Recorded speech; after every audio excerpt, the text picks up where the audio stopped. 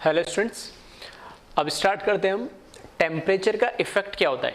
ठीक है, rate of reaction पे हम अभी तक टेम्परेचर की बात नहीं करी, तो हम उसमें स्टार्ट करते हैं। तो इफेक्ट ऑफ टेम्परेचर मैंने लिखा है।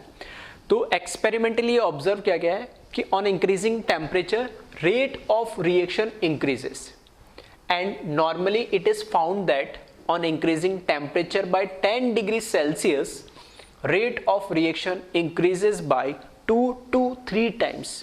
ठीक है, तो ये तो देखा गया है कि टेम्परेचर बढ़ाने पे रेट ऑफ रिएक्शन बढ़ती तो है, और ये भी स्पेसिफिकली ऑब्जर्व किया गया है कि जब टेम्परेचर 10 डिग्री से बढ़ाया जाता है, ठीक है, अगर मेरे पास अगर रूम टेम्परेचर में मान लो 25 डिग्री है और 25 डिग्री पे जो रेट ऑफ रिएक्शन है वहां से अगर मैं 35 डिग्री कर देता हूं उसका टेम्परेचर, मतलब 10 डिग्री से अगर मैं टेम्परेचर बढ़ाता हूं तो इन जनरल 2 से 3 गुना, ठीक है, 2 to 3 times rate of reaction बढ़ जाती है। ठीक है, ये एक्सपेरिमेंटली ऑब्जर्व किया गया।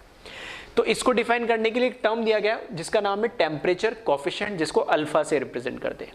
टेम्परेचर कोफिशिएंट क्या बताता है?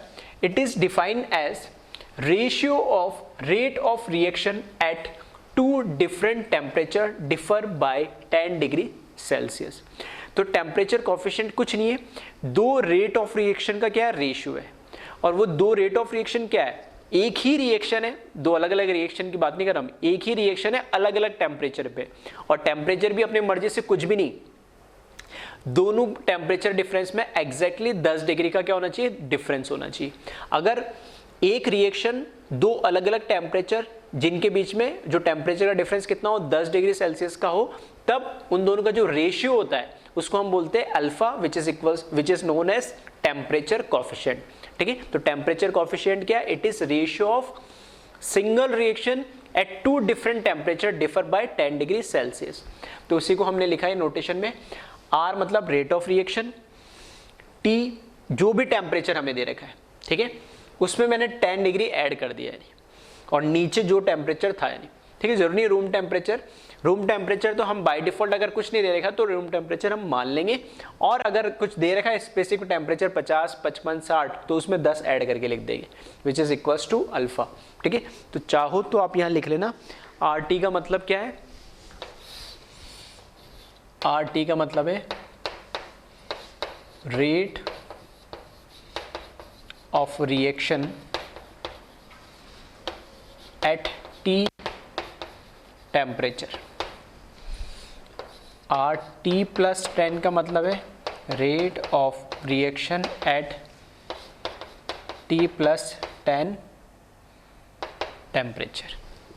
ठीक है, तो आर एक्चुअली में रेट ऑफ रिएक्शन बता रहा है। तो ये डेफिनेशन आपको ध्यान रखनी है, और इस पे न्यूमेरिकल भी कई बार पूछा जाता है टेम्परेचर कोफिशिएंट पे। अब ध्यान रखना है, एक तो if temperature is not mention then consider room temperature. ठीक है, तो वही मैं बता रहा था, अगर आपको कोई टेम्परेचर मेंशन नहीं किया गया और अल्फा पूछ रहा बाय इन जनरल, ठीक है, तो इन जनरल हम मान लेंगे रूम टेम्परेचर।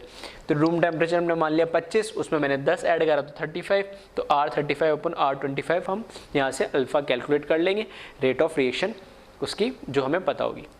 दूसरा कि अल्फा की वैल्यू हमने बोला 2 to 3 टाइम्स बढ़ती है इसकी, तो अल्फा हमेशा 2 से 3 के बीच में रहता है, ऐसा नहीं 10 गुना, 15 गुना, 100 गुना, कितना भी कर दो, ऐसा नहीं होता है। ठीक है, तो अल्फा क्या है, या तो 2 टाइम्स होगा मिनिमम, या 3 टाइम हो जाएगा, तो 2 से 3 या 2.3 टाइम या 2.7 टाइम्स इस तरीके से हो सकता है। तो इन बिटवीन 2 से 3 के बीच में लाई करता है, और बाय डिफॉल्ट, ठीक है, इन जनरल में हम कॉमनली हम इसको अल्फा को 2 ही ले लेते हैं कि एटलीस्ट कम से कम 2 गुना तो, ठीक है, हर 10 डिग्री बढ़ाने पर रेट ऑफ रिएक्शन को 2 टाइम्स तो बढ़ा ही देगा। ठीक है, तो इसमें एज सच बस ये डेफिनेशन और ये फॉर्मूला आप ध्यान रखें। हाँ, इस पे न्यूमेरिकल बनते, तो अब एक न्यूमेरिकल हम इसमें इसको सॉल्व करते। ठीक है, न्यूमेरिकल में लेता हूँ समझने के लिए, तो इसको पहले आप कॉपी कर लें।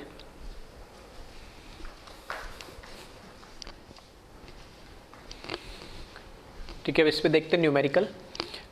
क्वेश्चन दे रखा है, if rate of reaction at 25 degree is capital R and temperature coefficient is alpha for a particular first order reaction, then calculate rate of reaction at 35 degree, 45 degree, 55 degree and 30 degree. ठीक है, तो अलग अलग temperature पे इसने rate of reaction पूछ लिए। तो सिंपल से जो हमने फॉर्मूला देखा है और कॉन्सेप्ट देखा उससे स्टार्ट करते हैं। तो हमें दो चीज़ तो गिवन दे रखी, ठीक है, गिवन क्या दे रखी है हमें, पहला तो दे रखा है rate of reaction at 25 degree which is equals to R and temperature coefficient. ठीक है, टेम्परेचर कोफिशिएंट हमें गिवन दे रखा है which is equals to alpha. ठीक है, तो बेसिक डेफिनेशन से हम जाते हैं कि R25 मुझे दे रखा है, तो मैंने 25 में क्या कर सकता हूँ, मैं 10 ऐड कर सकता हूँ divided by R25 which must be equals to temperature coefficient which is alpha. तो R25 की वैल्यू हमें दे रखी है कैपिटल R, R25 प्लस 10 कितना हो जाएगा 35, 35, और वही हमसे पूछा है, और इन दोनों का रेशियो ही क्या होता है, अल्फा होता है, और अल्फा में गिवन दे रखा है। दैट मीन्स यहाँ से R35 equals to alpha into R25 जिसकी वैल्यू हमें गिवन दे रखी है, तो R35 क्या हो जाएगा अल्फा इंटू R। R35 मिल गया तो R35 plus 10 divided by R35 which must be equals to क्या होना चाहिए, टेम्परेचर कोफिशिएंट होना चाहिए, और वो भी क्या है अल्फा। R35 की वैल्यू हमने कैलकुलेट कर ली यहाँ से, तो यहाँ से वैल्यू रख दे R35 की, तो R35 प्लस 10 मतलब 45 लिख दो इसको, और ये हो जाएगा alpha into R which is equals to R45 alpha square into R। सही है, 35 की पता लगी, 45 की पता लगी, 55 की देख लेते हैं। तो इसी तरीके से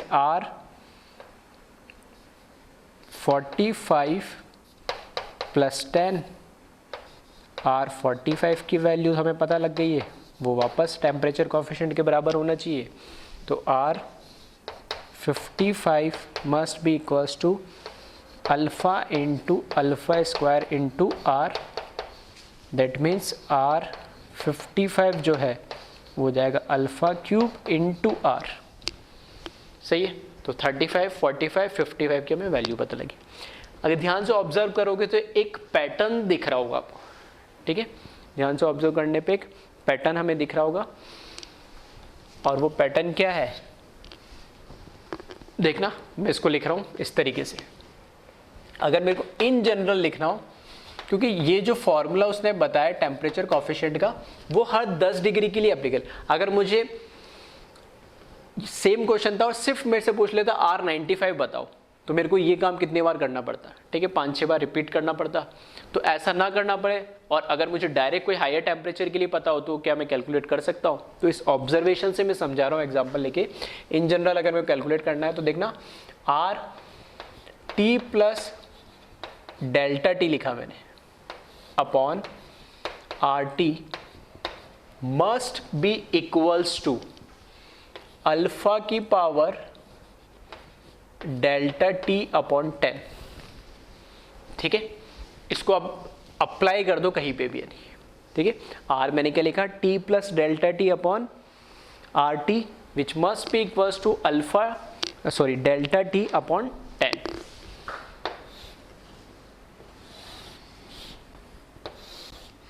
डेल्टा टी क्यों लिखा, हम तो यहाँ पे 10 लिखते थे, तो मैंने बोला कि जरूरी नहीं अब 10 डिग्री के डिफरेंस के लिए बताओ, आप कितने भी डिग्री का डिफरेंस ले सकते हो, 1 डिग्री, 2 डिग्री, 5 डिग्री, 15, 20, 50, 100, 1000, जितना आपकी मर्जी हो। एग्जाम्पल के देखना, अगर मेरे को R क्या पता होता, 25 मेरे को गिवन दे रखा है, ठीक है, तो R25 की वैल्यू क्या है, यहाँ पे R25 की वैल्यू R, और मेरे को डायरेक्ट कैलकुलेट करनी होती क्या, मेरे को डायरेक्ट कैलकुलेट करनी होती वैल्यू R55 की। तो देखना 55 और 25 में कितने का डिफरेंस आ रहा है, 30 का, तो मैंने वही लिखा है, ये वो डेल्टा टी है, डेल्टा टी है टेम्परेचर का डिफरेंस, तो यहाँ पे लिखता मैं 30। ठीक है, तो 25 प्लस 30 क्या आ जाता, अपना डायरेक्ट R55 हो जाता upon R25 is must be equals to alpha की पावर डेल्टा टी, जो डिफरेंस है दोनों टेम्परेचर के बीच में डिफरेंस है, जो कि कितने का था, अगर 55 और 25 की बात करूँ तो 30 का, तो यहाँ पे देखना 30 अपॉन 10 मतलब 3, तो अल्फा क्यूब अपना पारा, और इसकी वैल्यू तो R थी, तो क्रॉस मल्टीप्लाई करोगे तो अल्फा क्यूब इंटू R अपने आप आ जाएगा। आ रही बात समझ में? क्यों? क्योंकि अब मेरे से ये लास्ट पूछा गया है कि 30 डिग्री पे कैलकुलेट करो, तो 30 डिग्री पे कैसे कैलकुलेट कर लेंगे, क्योंकि हमें तो 10 के डिफरेंस में कैलकुलेट करना है, और करना चाहोगे तो मैथमेटिकली उसको इक्वेशन बना के करोगे, थोड़ा लेंथी हो जाएगा, टाइम कंज्यूमिंग हो जाए। तो यहाँ से मैं डायरेक्ट कर सकता हूँ। अब देखना यहाँ मैं क्या लिख रहा हूँ,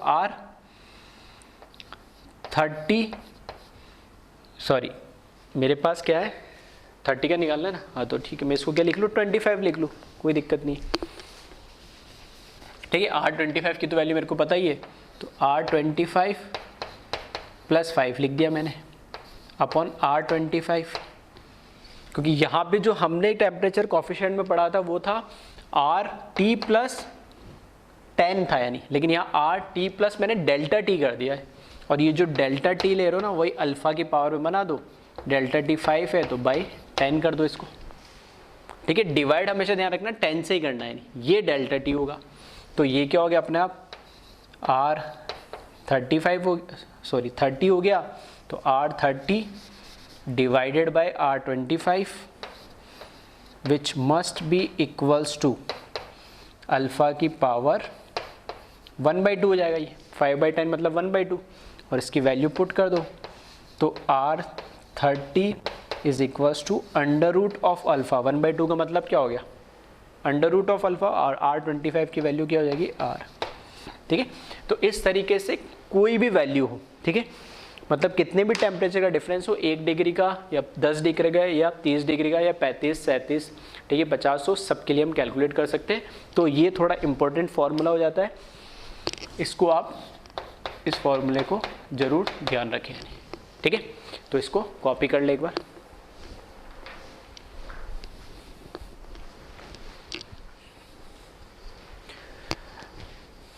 नेक्स्ट टॉपिक जो मैंने लिखा है वो लिखा है Maxwell distribution of molecular speed. ठीक है, तो टॉपिक एक्चुअल में ये हम पढ़ चुके हैं, 11th का एक टॉपिक है स्टेट्स ऑफ मैटर या गैसेस स्टेट हम उसे बोलते हैं। तो उसमें हमने देखा था फ्रैक्शन ऑफ मॉलिक्यूल और स्पीड। ठीक है, यहाँ एनर्जी लिखा है, स्पीड ब्रैकेट में लिखा है वो। ठीक है, टॉपिक यहाँ काइनेटिक्स में कैसे रिलेटेड है वो मैं रिलेट करने की कोशिश कर रहा हूँ। पहले हम एक बार जो मैक्सवेल ने जो बोला था उसको हम एक बार रिवाइज कर लेते। उसने एक कर्व बताया था फ्रैक्शन ऑफ मॉलिक्यूल और स्पीड के बीच में। तो मैक्सवेल ने ये बोला था कि एक जब FOM, ठीक है, शॉर्ट में फ्रैक्शन ऑफ मॉलिक्यूल को मैं लिखा FOM और स्पीड के बीच में जब कर्व खींचेंगे तो इस तरीके से बेल शेप्ड कर्व बनता है। नहीं, बेल शेप्ड कर्व बनता है, तो ये बता रहा है हमें स्पीड। तो इस साइड में जाएंगे तो हम स्पीड बढ़ रही है मॉलिक्यूल्स की। ठीक है, फॉर एग्जांपल मैंने 100 मॉलिक्यूल्स ले लिए, तो 100 मॉलिक्यूल्स में से ये जो एरिया अंडर द कर्व, मतलब इस कर्व के अंदर जो एरिया है ये हमेशा क्या रहता है, इस मैक्सवेल कर्व के अंदर क्या रहता है, फिक्स रहता है, कांस्टेंट रहता है, और वो भी यूनिटी। ठीक है, उसका एरिया क्या होता है 1 यूनिट होता है।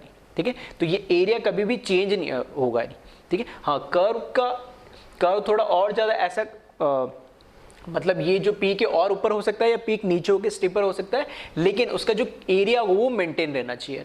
ठीक है, ये मैक्सवेल ने बोला था। अभी कर्व हमें क्या बताता है, वो बताता है कि जो मैक्सिमम मॉलिक्यूल्स, फॉर एग्जांपल मैं बोल रहा हूँ गैसेस मॉलिक्यूल की जनरली वो बात करते हैं, तो गैसेस मॉलिक्यूल अगर 100 मॉलिक्यूल है तो 100 मॉलिक्यूल के अंदर से बहुत ही कम मॉलिक्यूल होंगे जिसकी स्पीड ना के बराबर होगी। ठीक है, तो हमें भी पता है कि बहुत कम मॉलिक्यूल होते हैं जिनकी स्पीड क्या हो 0, गैस के मॉलिक्यूल इधर उधर रैंडमली बहुत कि बिल्कुल स्टॉप हो जाए, ऐसा नहीं हो सकता। इसी तरीके से बहुत ही कम मॉलिक्यूल होते हैं कि जैसे जैसे हम आगे जा रहे हैं तो ये क्या बता रहा है, ये एरिया ऐसे बता रहा है यहाँ पे मॉलिक्यूल्स बहुत ज़्यादा है, यहाँ पे मॉलिक्यूल्स कम होते जा रहे हैं, लेकिन जैसे जैसे मॉलिक्यूल्स कम होते जा रहे हैं उनकी स्पीड बढ़ती आ रही। तो दोनों चीज़ें, ऐसे बहुत कम मॉलिक्यूल है जिनकी स्पीड कम है, और ऐसे बहुत कम मॉलिक्यूल है जिनकी स्पीड ऐसे जिनकी स्पीड कम है वो मॉलिक्यूल्स भी बहुत कम है, और जिनकी स्पीड बहुत ज़्यादा है वो मॉलिक्यूल्स भी कम है। ये पीक क्या बताता है, ये पीक वो बताता है ये मैक्सिमम नंबर ऑफ मॉलिक्यूल्स है जिनकी स्पीड, ये एक एवरेज ऐसे बोल सकते हो, एक स्पीड है जो मैक्सिमम मॉलिक्यूल की स्पीड।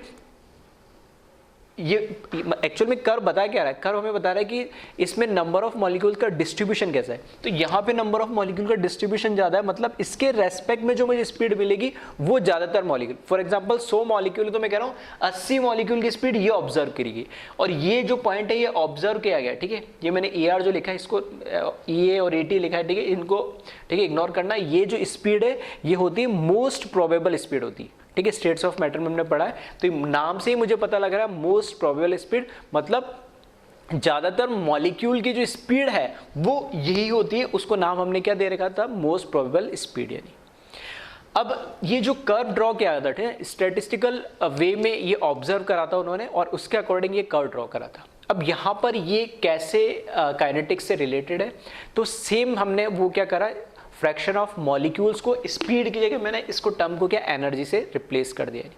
ठीक है, लेफ्ट टू राइट जा रहे हैं तो क्या बढ़ रही है, एनर्जी बढ़ रही है। तो अब मैंने क्या माना है कि ये मैंने माना है जो, क्योंकि ये क्या बताता, मोस्ट प्रोबेबल स्पीड मतलब मैक्सिमम नंबर ऑफ मॉलिक्यूल की बताता है स्पीड, तो मैंने इसको मान लिया यही मैक्सिमम नंबर ऑफ मॉलिक्यूल्स की एनर्जी यही है।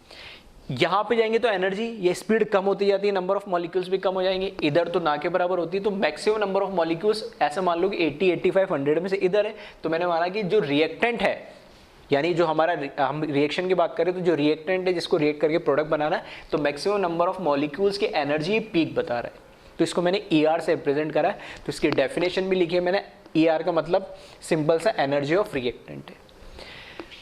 उसके बाद यहां पर मैंने एक ET करके लिखा है, नहीं ET का मतलब क्या है, थ्रेशोल्ड एनर्जी।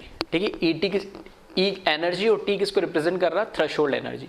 तो threshold energy which is defined as minimum energy required by the reactant molecule to convert into product.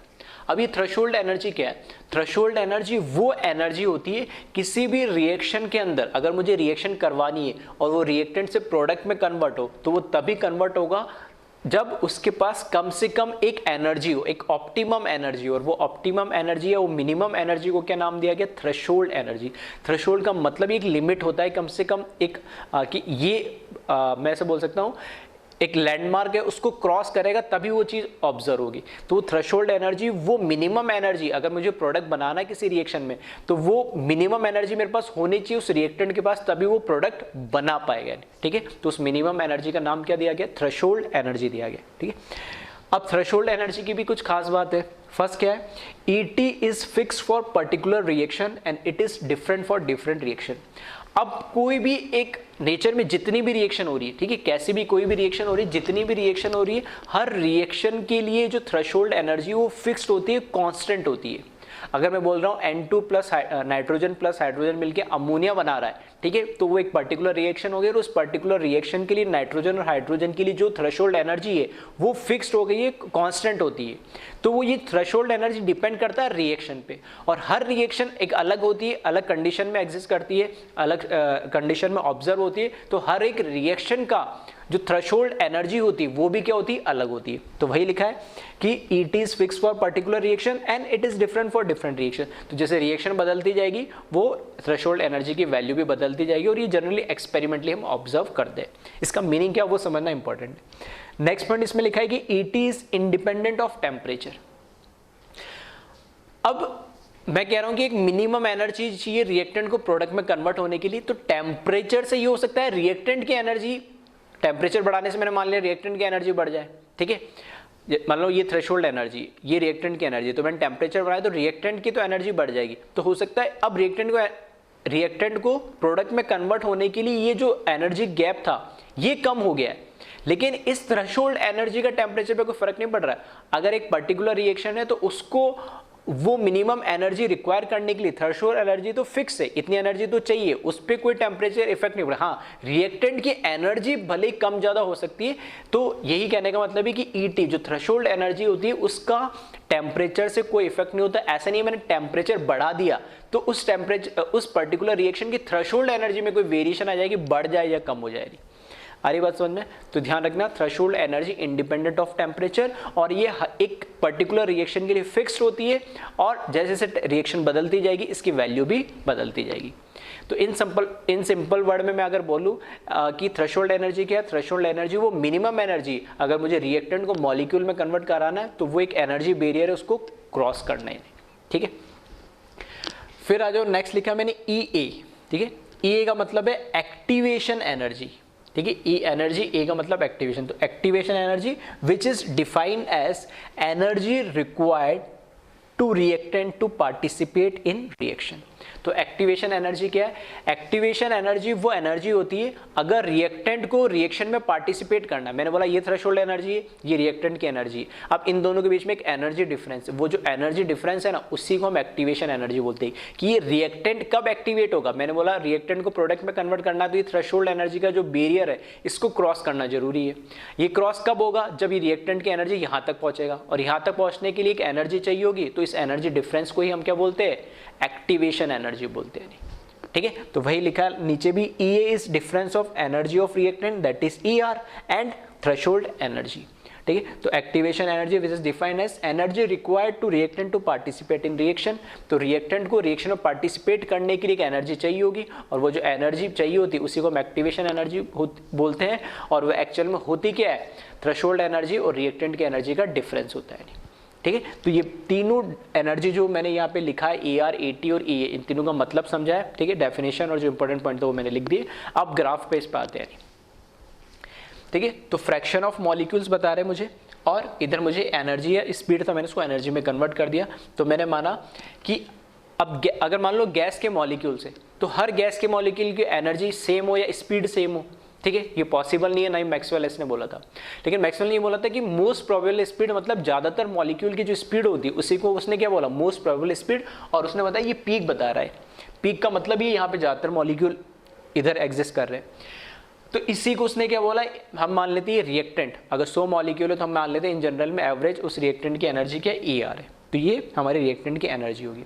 कोई भी पर्टिकुलर रिएक्शन है, मैंने मान लिया अगर इस रिएक्टेंट से कोई मॉलिक्यूल बनाना है किसी रिएक्शन में, तो उस रिएक्शन के लिए पर्टिकुलर ET हो गया, उसके लिए थ्रेशोल्ड एनर्जी होगी। मतलब ये जो एनर्जी बैरियर है इसको क्रॉस करना पड़ेगा, इसको क्रॉस करना पड़ेगा तभी प्रोडक्ट बनेगा। इसको क्रॉस नहीं करेंगे, अगर रिएक्टेंट की एनर्जी इससे कम होगी तो वो कभी प्रोडक्ट नहीं बनाएगा। इसका मतलब क्या है? अब इनसे सिंपल मैं समझ रहा हूं कि मैक्सिमम मॉलिक्यूल या रिएक्टेंट की एनर्जी तो ये है, थ्रेशोल्ड एनर्जी ये है। मतलब इससे पीछे जितने भी मॉलिक्यूल्स हैं उनकी एनर्जी कुछ भी हो, वो प्रोडक्ट तो कभी नहीं बना सकते हैं। क्यों? क्योंकि वो थ्रेशोल्ड एनर्जी को ओवरकम नहीं कर पा रहे, उसको क्रॉस नहीं कर पा रहे। हाँ, इसके आगे जो है जिसको मैंने ये, ठीक है, एक कलर्ड शेड से मैंने लाइन करा है, इसके आगे जो मॉलिक्यूल ये सब क्या करेंगे? रिएक्शन के अंदर पार्टिसिपेट करेंगे।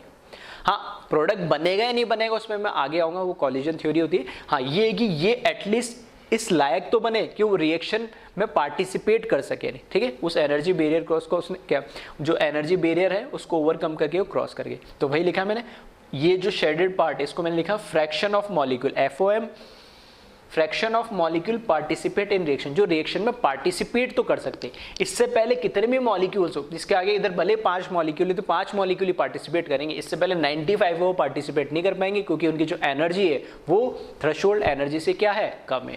ठीक है, अब एक्टिवेशन एनर्जी किसको बोलूंगा? भाई इधर भी कुछ मॉलिक्यूल होगा, इधर भी कोई मॉलिक्यूल होगा, इधर भी कोई मॉलिक्यूल होगा, सबकी एनर्जी अलग अलग होगी। तो ये जो ER हमने मोस्ट प्रोबेबल जो, या मैं बोल सकता हूँ एवरेज एनर्जी जो मानी है, उसके और थ्रेशोल्ड एनर्जी के बीच का जो डिफरेंस है, इन दोनों के एनर्जी का बीच को डिफरेंस है, उसी को हमने क्या बोला? एक्टिवेशन एनर्जी है। ठीक है, तो ये तो हुआ ग्राफिकल वे में जो हम समझ रहे हैं। अब इसमें एक इंपॉर्टेंट चीज, अगर मैंने क्या करा, मान लिया ये जो रिएक्शन हो रही है एक पर्टिकुलर टेम्परेचर पे हो रही है, इस पर्टिकुलर टेम्परेचर को मैंने बोला T1 टेम्परेचर पे हो रही है। ठीक है, ये एक पर्टिकुलर टेम्परेचर पे हो रही है और मैंने इसको नाम दिया कि ये T1 टेम्परेचर पे मैंने ये ऑब्जर्व करा कोई पर्टिकुलर रिएक्शन के लिए। अब मैंने क्या करा, इसका टेम्परेचर बढ़ा दिया। ठीक है, तो यहाँ मैंने लिखा कि इसका टेम्परेचर बढ़ा दिया, और टेम्परेचर कैसे बढ़ाया?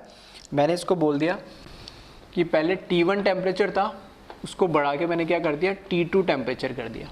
और ये मैक्सवेल डिस्ट्रीब्यूशन, ठीक है, ये जो Maxwell distribution of molecular speed या मैक्सवेल डिस्ट्रीब्यूशन कर्व भी जिसको बोलते हैं, उसमें भी हमने पढ़ा था कि जब टेम्परेचर बढ़ा देंगे तो क्योंकि ये जो एरिया अंडर द कर्व होता है FOM और स्पीड के बीच में, ये कांस्टेंट होता है, यूनिटी होता है, तो ये एरिया तो कभी चेंज नहीं होगा। तो क्या होगा? टेम्परेचर बढ़ाने पे मॉलिक्यूल्स की क्या होगी? एनर्जी तो बढ़ेगी। अब मॉलिक्यूल्स की एनर्जी अगर बढ़ रही है, ठीक है, मॉलिक्यूल्स की एनर्जी बढ़ रही है, तो हमने इन जनरल मॉलिक्यूल्स या जो रिएक्टेंट की एनर्जी वो इस पीक से रिप्रेजेंट कर रहे हैं। तो अगर एनर्जी बढ़ रही है तो पीक भी क्या होना चाहिए? शिफ्ट होना चाहिए। तो ये पीक जब आगे शिफ्ट होगा, ठीक है, और एरिया इसका फिक्स्ड होना चाहिए, तो पीक तो शिफ्ट हो जाएगा, एरिया भी फिक्स्ड होता है, लेकिन ये जो पीक है ये थोड़ा सा स्टीप हो जाएगा या नीचे हो जाएगा। ठीक है, कंप्रेस हो जाएगा। क्यों? क्योंकि एरिया फिक्स, अगर मैं इस पीक को ऐसे कैसे आगे बढ़ा दूंगा तो इसका एरिया बढ़ नहीं जाएगा। तो उस मेरे को एरिया को फिक्स रखने के लिए क्या करूँगा, मैं इसको ऐसे आगे की तरफ धक्का दे रहा हूँ। इसको आगे की तरफ जब धक्का दूंगा तो ये पीक आगे तो शिफ्ट हो जाएगा, लेकिन थोड़ा सा ये क्या हो जाएगा, नीचे दब जाएगा, एरिया कम हो जाएगा। ठीक है, ये किसने बोला था? मैक्सवेल ने बोला था। मैक्सवेल डिस्ट्रीब्यूशन कर्व में मिलते हैं। तो मैंने टेम्परेचर जैसे इसका बढ़ाया, ठीक है, तो मैंने मान लिया,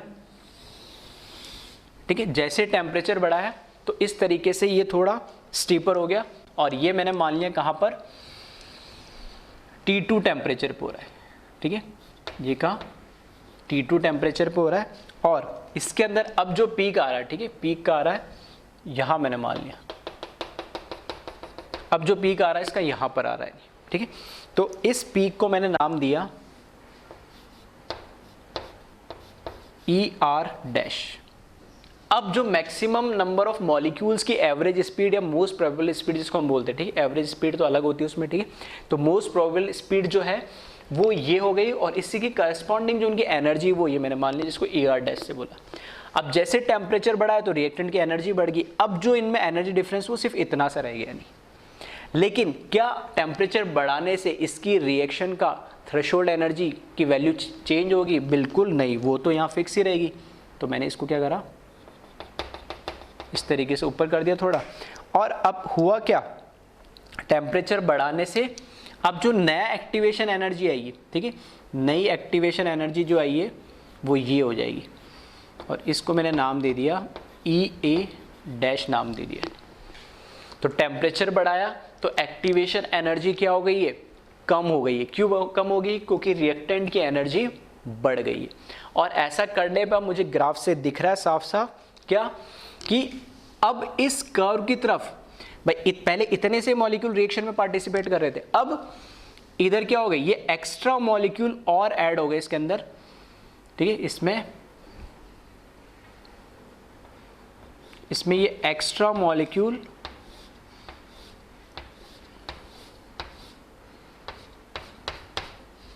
और ऐड हो गए। पहले सिर्फ इतने से मॉलिक्यूल्स ही पार्टिसिपेट कर रहे थे रिएक्शन में, और जैसे टेम्परेचर बढ़ाया तो ET तो फिक्स है, लेकिन ये मॉलिक्यूल जो पार्टिसिपेट कर रहे हैं वो बढ़ गए। ठीक है, तो टेम्परेचर बढ़ाने से इस तरीके से नंबर ऑफ मॉलिक्यूल्स इंक्रीज हो जाएंगे जो रिएक्शन में पार्टिसिपेट करेंगे। ठीक है, तो एक बार इसको ध्यान से देख ले, और इसको लिख लेना। इसका मतलब क्या है, fraction of molecule participate in reaction after increasing temperature।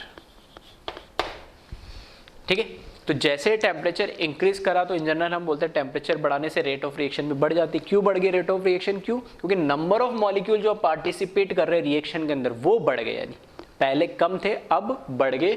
ठीक है, और वो इस ग्राफ से हम इसको समझ रहे हैं। ठीक, तो अब इसमें इंपॉर्टेंट क्या है, ये ग्राफ बस आपको समझाने के लिए, एग्जाम पॉइंट ऑफ व्यू से आपसे पूछेगा नहीं। पहली चीज तो आपको इसमें ये चीज समझ में आई होगी, ET थ्रेशोल्ड एनर्जी। ठीक है, हाँ, रिएक्टेंट की एनर्जी आपने पहले पढ़ी होगी, सुनी होगी। एक्टिवेशन एनर्जी भी आपने पढ़ा होगा, बचपन से पढ़ते, ग्राफिकल पढ़ते, वो ग्राफ भी हम पढ़ेंगे अभी कोलिजन थ्योरी में। लेकिन ET थ्रेशोल्ड एनर्जी क्या होती है वो यहाँ से मैंने समझाने की कोशिश करी। तो थ्रेशोल्ड एनर्जी वो एनर्जी होती है जिसके रिएक्टेंट के बाद जब तक वो एनर्जी नहीं होगी तब तक वो प्रोडक्ट में कन्वर्ट हो ही नहीं सकता है, उससे पहले कितनी भी एनर्जी कोई फर्क नहीं पड़ता है। ठीक है, तो इसमें तीनों डेफिनेशन या तीनों मतलब रिएक्टेंट की एनर्जी में तो कुछ लिखा नहीं, एक्टिवेशन एनर्जी, थ्रेशोल्ड एनर्जी है। थ्रेशोल्ड एनर्जी की स्पेस कैरेक्टरिस्टिक मतलब कि पर्टिकुलर रिएक्शन के लिए फिक्स होता है, टेम्परेचर से इंडिपेंडेंट होता है, ये आप ध्यान रखिएगा। और ये ग्राफ क्योंकि हमने किसी को थोड़ा सा डाउट हो रहा है तो चाहो तो आप स्टेट्स ऑफ मैटर 11 में जो हमने पढ़ा तो उस चैप्टर में जाके इस ग्राफ को भी फिर से देख सकते हो। मैक्सवेल डिस्ट्रीब्यूशन वही नाम मैंने दे दिया। ठीक है, तो थोड़ा सा बस समझने का था। अब आगे हम जो कोलिजन थ्योरी पढ़ने वाले उसमें ये हमें हेल्प करेगा। ठीक है, तो इसको एक बार आप कॉपी कर लें।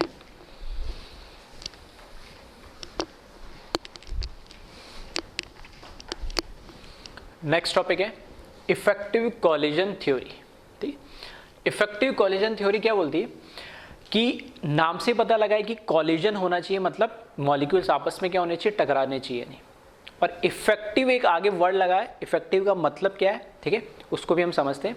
पहले तो कॉलिजन थ्योरी ये कहती है कि अगर मुझे कोई दो रिएक्टेंट दे रखे, ठीक है, या अगर मेरे को रिएक्टेंट से मुझे क्या बनाना है, अगर प्रोडक्ट बनाना है, तो रिएक्टेंट से प्रोडक्ट बनाने के लिए अगर मेरे पास दो रिएक्टेंट है तो इनका आपस में पास में आना या इनका कोलाइड होना जरूरी है। जब तक ये पास में नहीं आएंगे, कोलाइड नहीं होंगे, तब तक प्रोडक्ट कैसे बनेगा, ठीक है। रिएक्टेंट एक फॉर एग्जांपल मैंने अमोनिया मेरे को बनाना है, नाइट्रोजन मैंने अलग कंटेनर में रख दी, हाइड्रोजन अलग कंटेनर में रख दी, और मैं सोच रहा हूँ कि अपना आप अमोनिया बन जाए, तो पॉसिबल नहीं है। कब बनेगी, जब दोनों को मैं एक कंटेनर में मिक्स करूंगा, मिक्स करने पे दोनों के मॉलिक्यूल्स आपस में क्या आएंगे, एक दूसरे से कोलाइड करेंगे, टकराएंगे, तभी वो प्रोडक्ट में कन्वर्ट होंगे, तब उसमें कुछ बॉन्ड्स ब्रेक होंगे और कुछ नए बॉन्ड्स बनेंगे, ठीक है। तो ये कॉलिजन थ्योरी कहलाती है। अब कॉलिजन थ्योरी के अकॉर्डिंग अगर हम बात करें तो इसने बोला कि पर यूनिट टाइम में और पर यूनिट वॉल्यूम के अंदर, ठीक है, जैसे इसमें लिखा है number of binary collision, binary का मतलब है दो, ठीक है, एक बार में दो ही कॉलिजन, ठीक है। एक वर्ड होता है मॉलिक्यूलरिटी, ठीक है, जिसको मैं लास्ट में डिस्कस करूंगा, उसका भी एक मीनिंग होता है कि एक बार में कितने कॉलिजन हो सकते हैं, कितने कोलाइड कर सकते हैं। क्या 5 लोग आगे आपस में एक साथ भिड़ सकते हैं, या एक बार में 2 ही लोग टकरा सकते हैं, या 2 ही ऑब्जेक्ट टकरा सकते हैं, या 3 टकरा सकते हैं, 4 टकरा सकते हैं, ठीक है। वो कहलाती है मॉलिक्यूलरिटी, उसको हम अलग से एक बार डिस्कस करेंगे। अभी की मैं बात कर रहा हूँ बाइनरी, मतलब 2 टकरा रहे, बाइनरी कॉलिजन हो रहा है। तो number of binary collision observed पर सेकेंड पर unit volume at room temperature is 10⁻27, ठीक है। पर सेकेंड पर यूनिट वॉल्यूम के अंदर, पर सेकेंड का मतलब समझ रहे हो, एक सेकेंड के अंदर एक यूनिट वॉल्यूम के अंदर 10⁻27 कॉलिजन्स होते हैं। समझ सकते हो कितना बड़ा नंबर है। अगर मैं कहता हूँ किसी रिएक्शन, वो भी कहाँ, रूम टेम्परेचर पे, ऐसा नहीं है बहुत ज़्यादा मैंने टेम्परेचर बढ़ा दिया, तो अगर रूम टेम्परेचर पे इतने ज़्यादा नंबर ऑफ कॉलिजन्स होते हैं मॉलिक्यूल्स के, तो प्रोडक्ट में कन्वर्ट क्यों नहीं हो जाते हैं। अगर ऐसा है तो कुछ कहते हैं पलक झपकते, फ्रैक्शंस ऑफ सेकेंड में, ठीक है, बहुत मतलब टाइम लगना ही नहीं चाहिए। अगर मैंने कोई 2 रिएक्टेंट मिक्स करे तो वो रिएक्ट करके फटाक से प्रोडक्ट बना दे। लेकिन हमने देखा है चैप्टर में भी पढ़ रहे हैं और वैसे भी जनरल लाइफ में ऑब्जर्व करते हैं कि रिएक्शन होती है तो कुछ रिएक्शन कुछ 10, 15, 20, 50 सेकेंड या में होती है, या कुछ मिनट लगा देती है, कुछ घंटे लगा देती है, कुछ दिन भी लगा देती है, कुछ साल या महीने भी लग जाते हैं। तो रिएक्शन होने में एक टाइम तो लगता है, यानी एक फाइनाइट टाइम ऑब्जर्व लगता है। तो अगर कॉलिजन इतने ज़्यादा हो रहे कॉलिजन थ्योरी के अकॉर्डिंग, तो फिर प्रोडक्ट क्यों नहीं बन रहा है इतनी जल्दी। तो उसका एक रीज़न है कि जो कॉलिजन हो रहे हैं ना, ये सिर्फ नाम के कॉलिजन है, उसमें से इफेक्टिव कॉलिजन बहुत कम होते हैं। इफेक्टिव कॉलिजन मतलब ऐसे कॉलिजन, इस तरीका उनका आपस में एक दूसरे से टकराना जो इफेक्टिव हो, जिससे टकराने पे वो क्या बना ले, प्रोडक्ट बना ले। यानी तो ये इफेक्टिव कॉलिजन थ्योरी बताती है कि सिर्फ कॉलिजन होने से कभी प्रोडक्ट नहीं बनते, वो कॉलिजन इफेक्टिव भी होने चाहिए। इफेक्टिव होंगे तभी हमें प्रोडक्ट मिलेगा। अब मुझे ये कैसे पता लगेगा कि कॉलिजन इफेक्टिव है या नहीं, तो उन्होंने 2 पैरामीटर दिए, मतलब 2 बैरियर हम जिसको बोल सकते हैं, या 2 ऑब्स्टिकल उसने बताया कि ये 2 ऑब्स्टिकल को अगर वो ओवरकम कर जा रहे हैं मॉलिक्यूल्स, तब हमें प्रोडक्ट मिल ही जाएगा, यानी कन्फर्म है। अगर एक को करा तो हो सकता मिले भी ना भी मिले, ठीक है, लेकिन अगर दोनों को कर लिया तब तो प्रोडक्ट बनेगा ही बनेगा, ठीक है। तो वही इस इफेक्टिव कॉलिजन थ्योरी ने बताया। तो आगे ये लिखा है, but reaction required finite time to complete reaction because all collision are not effective and for a effective collision reactant should overcome 2 types of barrier, ठीक है। तो पर यूनिट सेकेंड और पर यूनिट वॉल्यूम के अंदर 10⁻27 कॉलिजन हो तो रहे, लेकिन सारे के सारे कॉलिजन इफेक्टिव नहीं होते। इन सारी रिएक्शंस को होने के लिए एक अच्छा खासा फाइनाइट टाइम लगता है, और ऐसा इसलिए लगता है क्योंकि रिएक्शन को होने के लिए 2 ऑब्स्टिकल, 2 बैरियर, ठीक है, 2 परीक्षाओं से गुजरना पड़ता है, ठीक है। तो वो 2 बैरियर क्या है, पहला है एनर्जी बैरियर। एनर्जी बैरियर मतलब रिएक्टेंट के पास कुछ ना कुछ एनर्जी होनी चाहिए। ऐसा नहीं है 2 मॉलिक्यूल आए ऐसे धीरे धीरे टकराए और सोचे आपस में आते पास में आकर वो कुछ प्रोडक्ट बना ले, ऐसा पॉसिबल नहीं है। एक एनर्जी बैरियर होता है, और एनर्जी बैरियर क्या है, वो है थ्रेशोल्ड एनर्जी का बैरियर, जो अभी हमने पढ़ा है, ठीक है, वही मैंने इंट्रोड्यूस करा था कि रिएक्टेंट की एनर्जी, फिर थ्रेशोल्ड एनर्जी क्या होती है, ठीक है, एक्टिवेशन एनर्जी क्या होती है, वो सब यूज़ होने वाली, इसलिए उसको मैंने थोड़ा सा एक्सप्लेन करा था। तो एनर्जी बैरियर यहाँ पर क्या है, थ्रेशोल्ड एनर्जी का है, क्योंकि थ्रेशोल्ड एनर्जी क्या बताती है, वो मिनिमम एनर्जी है किसी भी रिएक्टेंट को प्रोडक्ट में कन्वर्ट होने के लिए।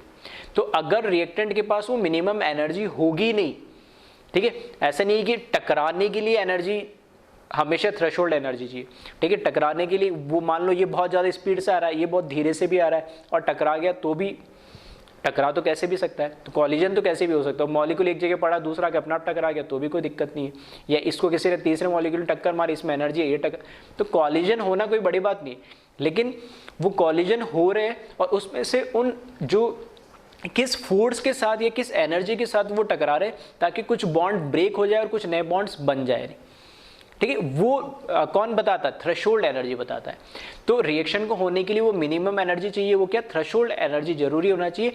जब तक थ्रेशोल्ड एनर्जी नहीं होगी रिएक्टेंट मॉलिक्यूल के पास, वो कभी भी प्रोडक्ट नहीं बना सकता, ठीक है।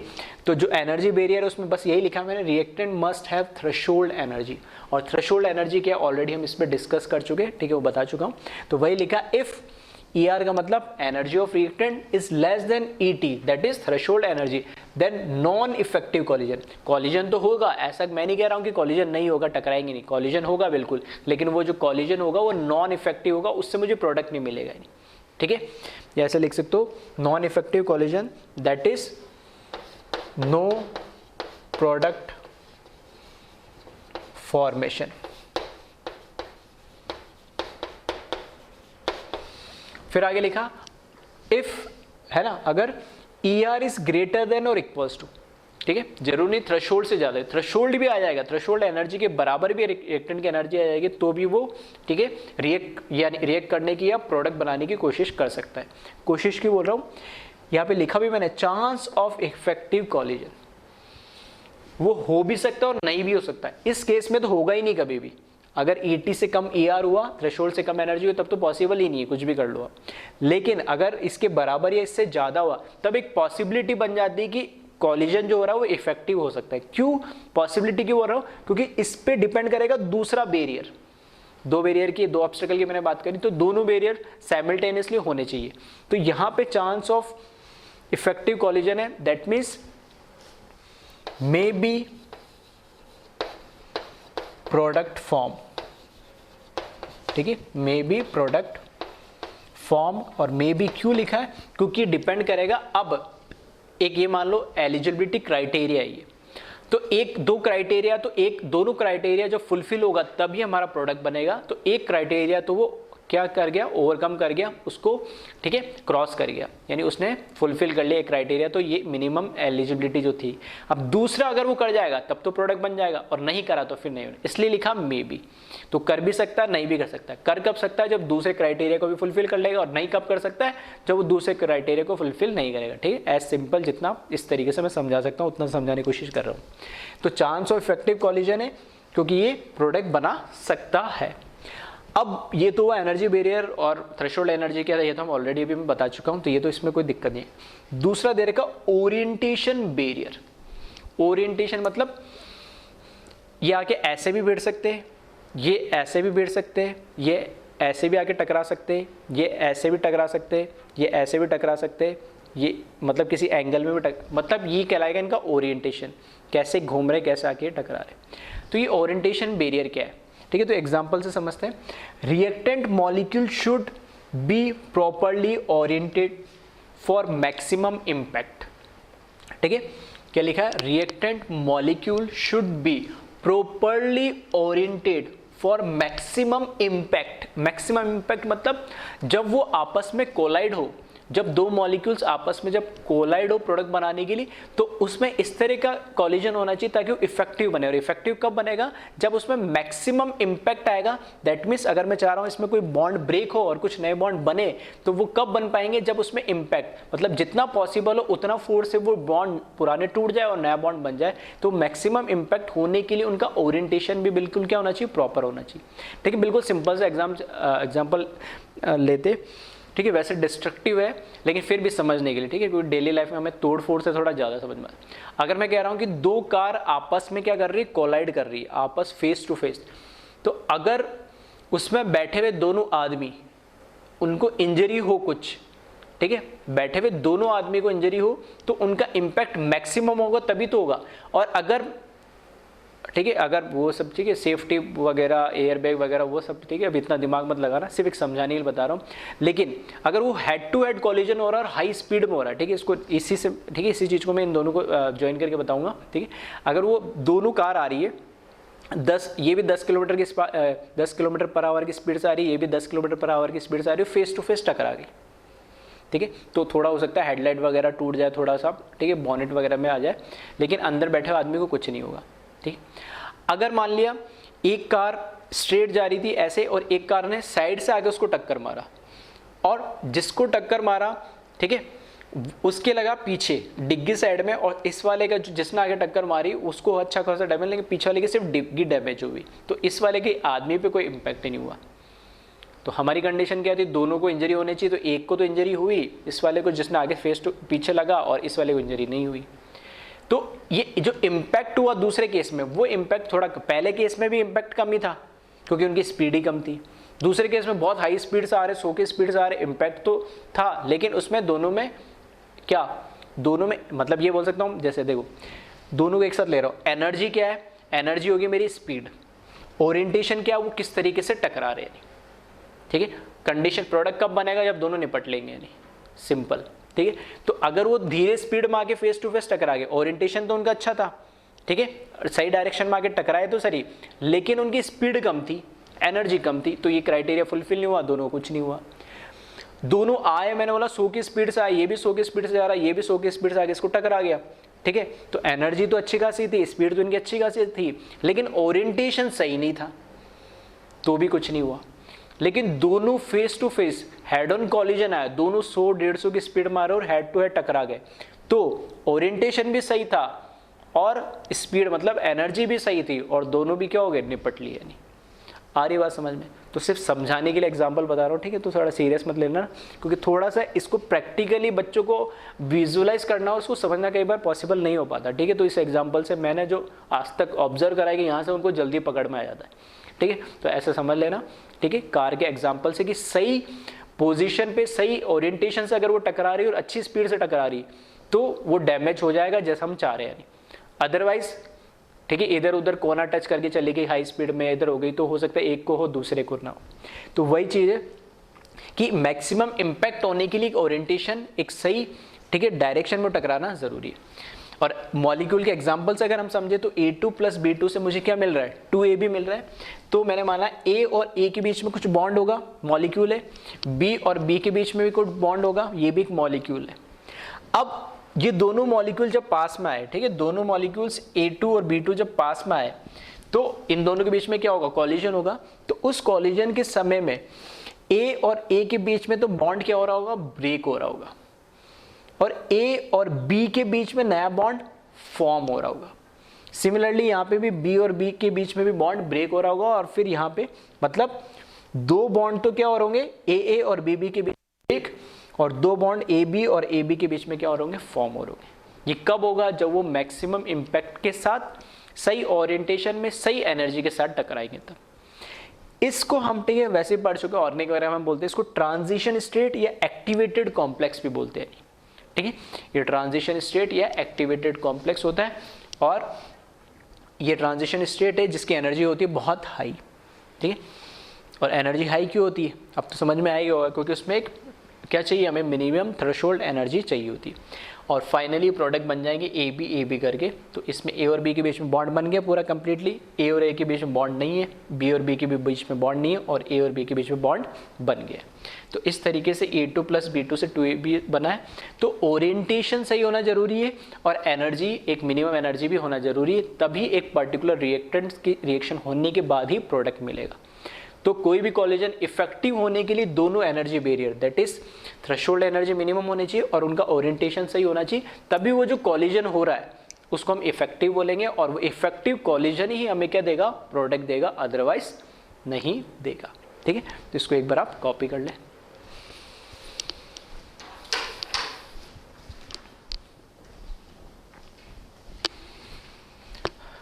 अब बात करते हैं हम एक्टिवेशन एनर्जी की। इससे रिलेटेड ग्राफ जो है एक्टिवेशन एनर्जी की होती है वो हम ऑलरेडी डिस्कस कर चुके हैं। इसके ग्राफ देखते हैं, ठीक है। तो इस तरह का ग्राफ आपने पहले भी देखा होगा थर्मोडायनेमिक्स में, एक बार फिर हम देख लेते हैं। जो ग्राफ है वो बनाया energy versus progress of reaction, या टाइम भी लिख सकते हैं, ठीक है। तो जैसे जैसे टाइम बढ़ रहा है तो रिएक्शन इस डायरेक्शन में बढ़ेगी, लेफ्ट टू राइट, और ये ऊपर एनर्जी। मैंने मान लिया ER, ठीक है। मेरे पास थोड़ा लिमिटेड जगह है, ठीक है, तो मेरी लिमिटेशन है, तो आप चाहो तो लिख लेना, मैं बोलते जा रहा हूँ, वैसे तो पता ही होगा।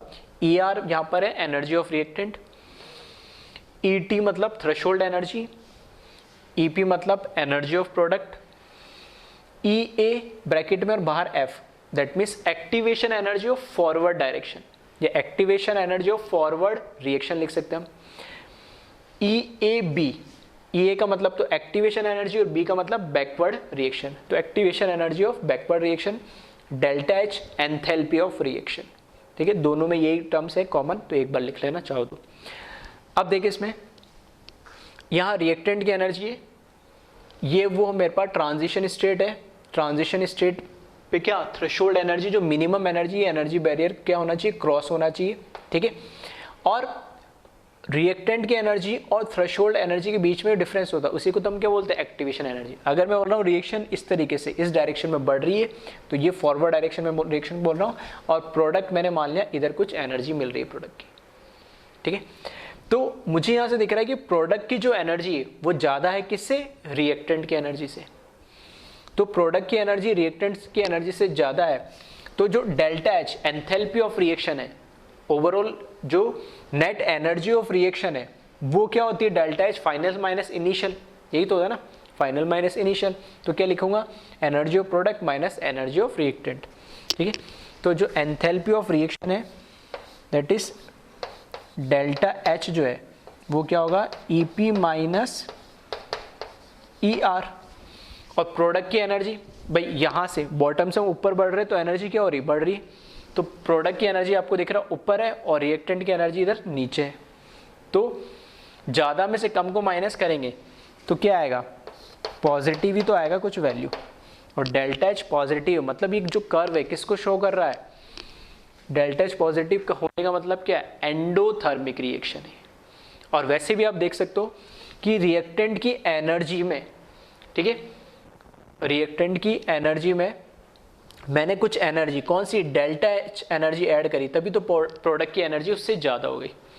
तो इस रिएक्शन के अंदर ओवरऑल एनर्जी एब्जॉर्ब हो रही है, ठीक है, रिएक्टेंट एनर्जी को ऑब्जर्व कर रहा है, तभी प्रोडक्ट की एनर्जी बढ़ गई। और वैसे भी देख सकते हो प्रोडक्ट माइनस रिएक्टेंट की एनर्जी करोगे तो वो क्या मिलेगी, पॉजिटिव, क्योंकि प्रोडक्ट की एनर्जी ज़्यादा है, रिएक्टेंट की कम है। और डेल्टा H पॉजिटिव होने का मतलब कैसा हो गया, एंडोथर्मिक। तो ये क्यों लिखा हूँ, इसलिए लिखा हूँ कि कई बार हो सकता है छोटे मोटे न्यूमेरिकल आए थे, प्रोडक्ट की एनर्जी दे देगा, रिएक्टेंट के दे देगा तो डेल्टा H आपको फाइंड करना हो, या डेल्टा H दे देगा, EP दे देगा तो ER फाइंड करना हो, तीनों में से कोई दो दे देगा, एक वैल्यू आपको फाइंड करनी है। आइदर वो पूछ लेगा ये एंडोथर्मिक है या एक्सोथर्मिक है, या ये भी पूछ सकता है कि अगर एंडोथर्मिक रिएक्शन है तो बताओ EP क्या होगा या ER क्या होगा, इस तरीके से।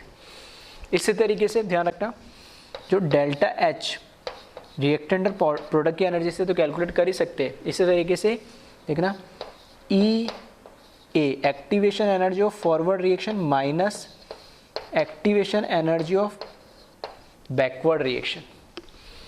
यहाँ से यहाँ तक ये एक्टिवेशन ऑफ फॉरवर्ड रिएक्शन है, क्योंकि रिएक्शन को मेरे को यहाँ से ले आना है। अब अगर मैं बोलता हूँ रिएक्शन बैकवर्ड डायरेक्शन में जाए तो ये अब मेरे लिए क्या होगा, रिएक्टेंट, और ये क्या होगा मेरे लिए, प्रोडक्ट, ये जाएगी इस तरीके से बैकवर्ड डायरेक्शन में।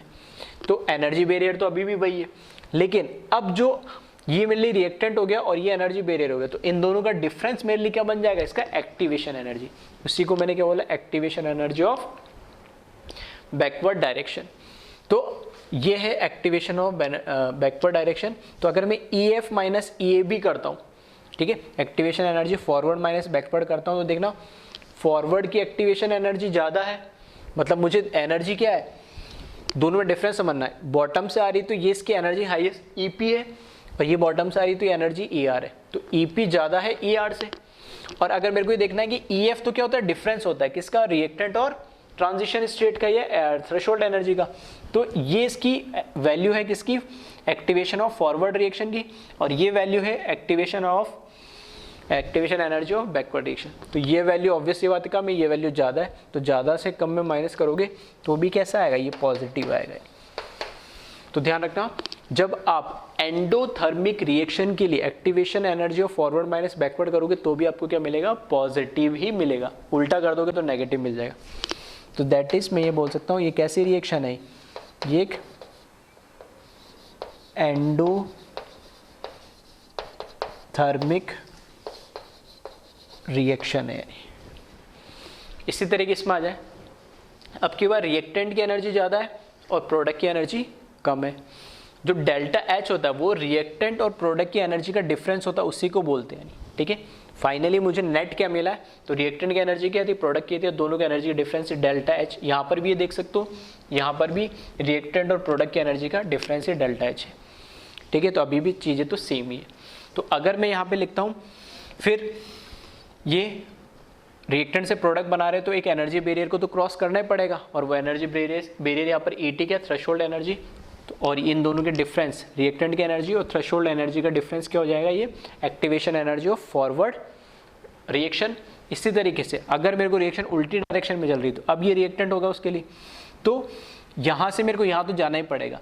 तो ये यहाँ से लेके यहाँ तक ये पूरी क्या होगी, activation energy of backward reaction. तो अगर इसमें सेम इस तरीके से देखें, डेल्टा एच, जैसे इसमें लिखा मैंने E P minus E R, product minus reactant, तो प्रोडक्ट की एनर्जी यही है और इससे ज़्यादा रिएक्टेंट की एनर्जी है। तो E P minus E R करोगे तो भी वैल्यू आपको क्या मिलेगी, नेगेटिव मिलेगी यहाँ पर, क्योंकि ई पी कम है, ई आर ज़्यादा है, तो ज़्यादा में से कम को माइनस करोगे तो वो नेगेटिव ही आएगा। तो नेगेटिव है और डेल्टा एच नेगेटिव आने का मतलब कैसी होगी, रिएक्शन एक्सोथर्मिक होगी। और दिख भी रहा है कि रिएक्टेंट की एनर्जी ज़्यादा थी, अब ये कुछ एनर्जी रिलीज करेगा, डेल्टा एच एनर्जी रिलीज करेगा, तभी तो इसकी एनर्जी कम होगी। तो इसने एनर्जी रिलीज करी और एनर्जी जो रिलीज करता है उसी को हम क्या बोलते हैं, एक्सोथर्मिक रिएक्शन। सिमिलरली इसमें अगर मैं लिखूँ delta H is equals to, जैसे सेम इसमें लिखा E A of forward minus E A of backward. तो फॉरवर्ड की देखिए वैल्यू तो कम है और बैकवर्ड की क्या है, ज़्यादा है वैल्यू। तो कम में से ज़्यादा को सब्ट्रैक्ट करेंगे तो भी क्या आएगा, दैट इज नेगेटिव ही आएगा। और नेगेटिव आने का मतलब रिएक्शन कैसी है, एक्सोथर्मिक रिएक्शन है। ठीक है, कैसी रिएक्शन है, एक्सोथर्मिक रिएक्शन। ठीक है, तो इस तरीके से ग्राफ पहचान में आने चाहिए आपको। ठीक है, कौन सी थ्रेशोल्ड एनर्जी है, रिएक्टेंट की एनर्जी है, प्रोडक्ट की एनर्जी है, activation of forward direction, backward direction he clear होनी चाहिए। और इस पे छोटे मोटे इस तरीके से न्यूमेरिकल या ग्राफ पूछे जा सकते हैं जिनको आप ध्यान रखना। ठीक है, तो इसको आप कॉपी करें।